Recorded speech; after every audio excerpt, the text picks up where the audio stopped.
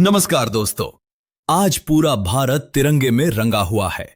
हर तरफ देशभक्ति के गीत, स्कूलों में झंडा वंदन और टीवी पर गणतंत्र दिवस की परेड। लेकिन क्या आपने कभी खुद से यह सवाल पूछा है कि 26 जनवरी को ही गणतंत्र दिवस क्यों मनाया जाता है?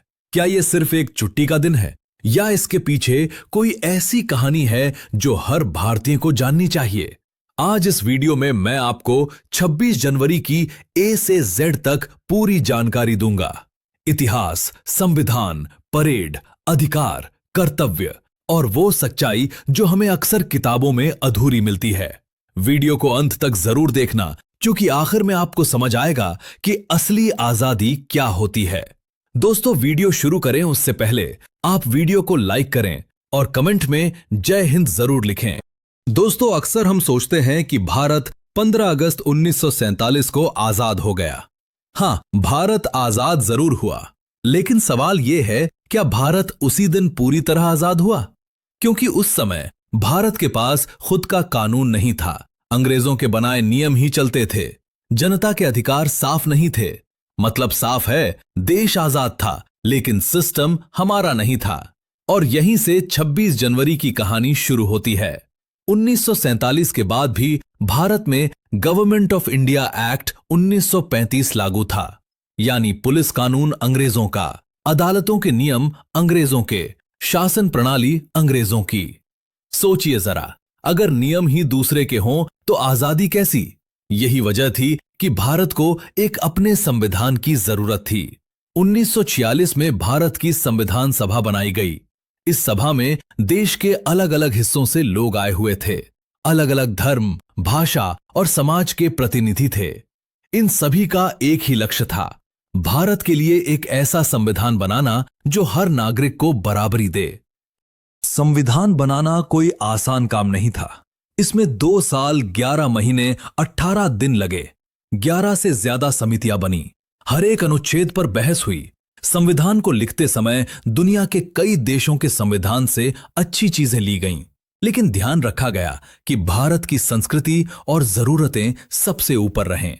संविधान के मुख्य निर्माता थे डॉक्टर भीमराव अंबेडकर। उन्होंने ये सुनिश्चित किया कि कोई भी व्यक्ति कानून से ऊपर ना हो, गरीब और अमीर बराबर हों, छुआछूत और भेदभाव खत्म हो। आज जो हमें वोट देने का अधिकार, बोलने की आजादी, समानता का अधिकार मिला है, उसके पीछे अंबेडकर जी का बहुत बड़ा योगदान है। अब सबसे जरूरी सवाल, 26 जनवरी को ही संविधान लागू क्यों किया गया? इसका जवाब हमें ले जाता है साल 1930 में। 26 जनवरी 1930 को भारत ने पहली बार पूर्ण स्वराज की घोषणा की। उस दिन देश ने कहा था, अब हमें सिर्फ सुधार नहीं चाहिए, हमें पूरी आजादी चाहिए।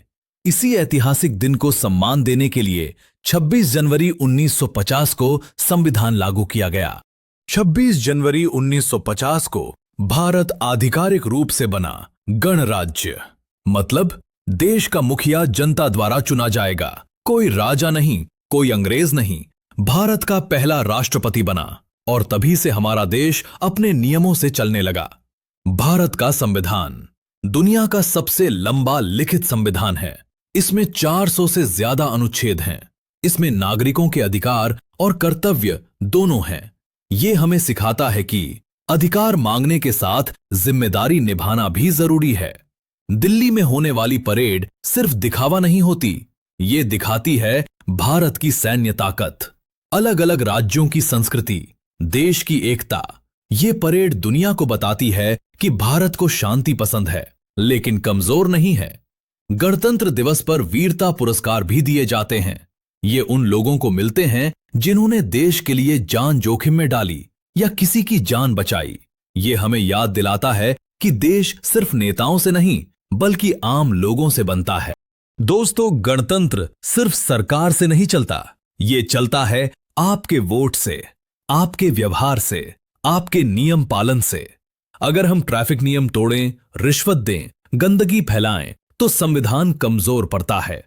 26 जनवरी हमें याद दिलाता है, जो अधिकार मिले हैं भीख में नहीं, आजादी कुर्बानी से मिली है, और इसे बचाना हमारी जिम्मेदारी है।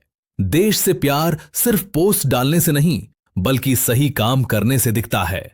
दोस्तों, 26 जनवरी सिर्फ एक तारीख नहीं है, ये उस दिन की याद है जब भारत ने खुद से कहा था, अब हम अपने फैसले खुद लेंगे। अगर आपको ये वीडियो जानकारी से भरा लगा हो तो इसे शेयर जरूर करें, ताकि हर भारतीय अपने गणतंत्र का मतलब समझ सके। वीडियो को लाइक करें, चैनल को सब्सक्राइब करें और कमेंट में लिखें, जय हिंद, जय भारत।